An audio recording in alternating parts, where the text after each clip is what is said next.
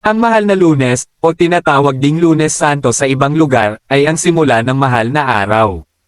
Bagamat hindi ito kasing dramatiko ng mga pangyayari sa Huwebes Santo o Biyernes Santo, mayroon din itong malalim na kahulugan at mahalagang papel sa pag-unawa sa kwento ng paghihirap at pagkamatay ni Jesus.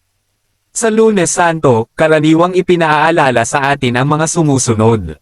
Ang pagsisimula ng paghahanda, ito ang simula ng panahon ng pagninilay-nilay at paghahanda para sa pagdiriwang ng pagkabuhay. Simbolo ito ng pagsisimula ng ating sariling paglalakbay tungo sa panibagong buhay. Ang pagsisisi, ang mahal na araw ay panahon ng pagsisisi.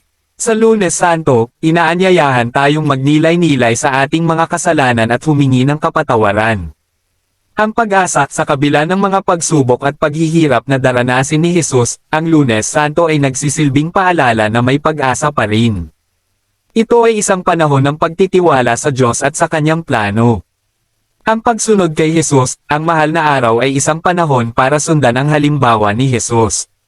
Sa Lunes Santo, inaanyayahan tayong magnilay-nilay kung paano natin masusundan ang kanyang mga yapak sa ating pang-araw-araw na buhay. Sa madaling salita, ang mahal na Lunes ay hindi lamang isang araw na nagsisimula sa mahal na araw, kundi isang araw na nagbibigay sa atin ng pagkakataon na magnilay-nilay, magsisi, at magtiwala sa Diyos. Ito ay isang paalala na ang paglalakbay tungo sa kaligtasan ay nangangailangan ng paghahanda, pagsisisi, at pagtitiwala.